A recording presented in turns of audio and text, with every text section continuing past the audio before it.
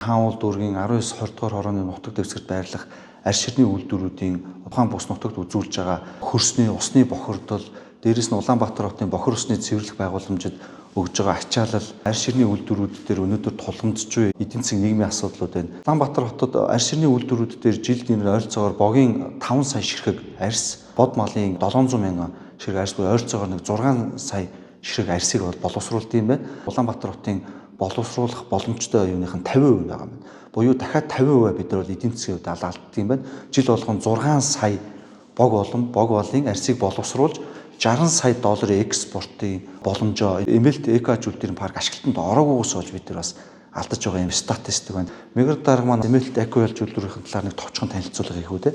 За ер нь бол эмэлт эко аж үйлдвэрийн парк бол Монгол улсын эдийн засгийг солонгоруулахад бас чухал нөлөөтэй. Бид бол малажхан орон учраас 71 сая толгой малтай. Гэтэл ихэнх арь ширнэ амьдын болон нядалгааны үеийн гэмтэл. За тэгээ үйлдвэрүүдэд бид нар өнөөдрийн хүртэл нүүлгэн шилжүүлэхийн төслийг хэрэгжүүлж чадаагүйгээсээ болоод алдагдсан боломжууд бол биднэрт маш их байгаа. Тийм учраас эмэлт эко аж үйлдвэрийн парк байгуулагдсанаар 5600 шинэ ажлын байр бий болно.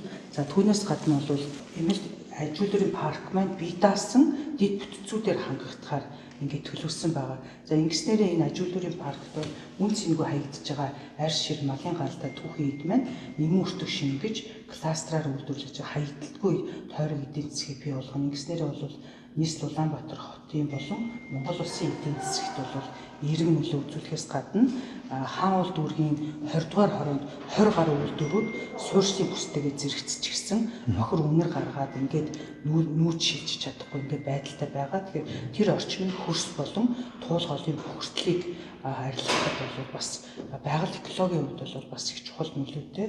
Тэгээ мөн одоо ажлын байрыг нэмэгдүүлэх гээд олон одоо эерэг нөлөө бол энэ төслийг хэрэгжүүлснээр бүрдэнэ. Ирээд ингээ харж байхад эдний лого нь их гоё юм байна. Тэгээ мегмар дарга энийг өөрөө лого гаргаад ингээд арьсаар хийлгүүлсэн байна. Та энийг түүхийн нэрэж одоо гадны бүтээгдэхүүнүүдийг худалдаж авах биш. Бид арьсаараа одоо мандатны утаач гэсэн хийж болно. За энэ логогоо ч гэсэн энэ бол үхрийн ширээр бүүе брэндийнхэндээ одоо захиалга өгөөд ингээд хийлгэсэн. Тэгэхээр арьсаар бол маш олон зүйлийг үйлдвэрлэж хийж болно. Ер нь малаас гарч байгаа одоо бүхэл зүйлийг одоо ашиглаж болдог. Амьсгалаас бусдыг нь бүгдийг ашигладаг. Ийм одоо өгөөчтэй заавал бид нар одоо уул уурхаагаас хараад биш Монгол улсын эдийн засгийг солонгоруулахад бол арь ширний салбар, ноос ноолуурын салбар, за дээрээс нь хүнсний хангамж талаас мал нядалгааны бүсүүд бол маш одоо чухал. Тэгэхэд бид нар энэ эко аж үйлдвэрийн парка хөгжүүлээгөөсөө болоод одоо ерөөсөө энэ боломжийн 50% ашиглаж байна те. 50% нь ерөөсөө бүтээгдэхүүн болж чадахгүй хаягдаад байгаа. Энэ бол тэгээд Монгол улсын 1 жилийн 60 сая ам долларын экспорт гэдэг бол бүхэл бүтэн эдийн засгийг солонгоруулах маш том боломж байгаа байхгүй. Тэгээ бас манай эко аж үйлдвэрийн хэвлэлээ паркийнхаа бас логоны түүхэн нэг сонирхолтой гэдэг. Дандаа нэг ажлын байр жоохон гэж бодоод мегур даргын логоныхын талаар бас нэг тайлбарлаад өгч бас. Энэ бол бас учиртай лого. Яагаад эко гэж нэрлсэн гэхээр арь ширний үйлдвэрүүд маань химийн бодис ашигладаг. Гэхдээ хэдийгээр химийн бодис ашиглаж байгаа ч аль болох байгаль экологт ээлтэй байх, тийм ээ, орчны бохирдол, тэгээ иргэдийн тавдахгүй байдлыг үүсгэхгүй байх. Энэ зорилтын хүрээнд бол эмэлт үйлдвэр технологийн парк нэртэй байж байгаад 2022 оноос эхлээд эмэлт эко аж үйлдвэрийн парк гэж. За тэгээ ер нь бол дээдлийн ногоон хэсэг бол байгаль орчинд ээлтэй эко паркийн маань цэвэрлэх байгууламж нь бол олон улсын стандартын шаардлага хангасан шууд байгальд хайж болох одоо тийм зөвшөөрөл байгуулалт. За эргээд нөгөө ашигласан хайж байгаа уснасаа дахин үйлдвэрлэлд ашигладаг ийм эко байх. За тэгээ мэдээж хэрэг дээдэлтэн тэр технологи инновац шингэж байгаа энэ үйлдвэрлэлийн энэ том процессыг энэ логонд бол оруулж өгсөн байж байгаа. Хотл хэсэг нь тийм.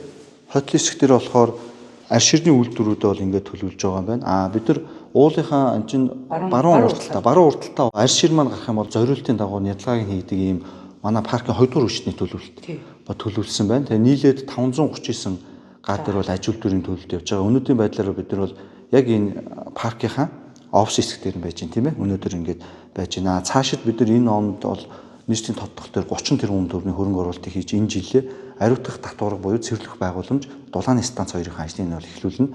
Ингэснээр үе шаттай бусад эд бүтцүүдийг эхлүүлээд 27 оны ер нь бол наадамтайгаа уралдаад бол дэд үтцүүдэд шийдэл дуусъя гэдэг бол төлөвлөгөөг мягмар даргатайгаа хамт игээд явж байна.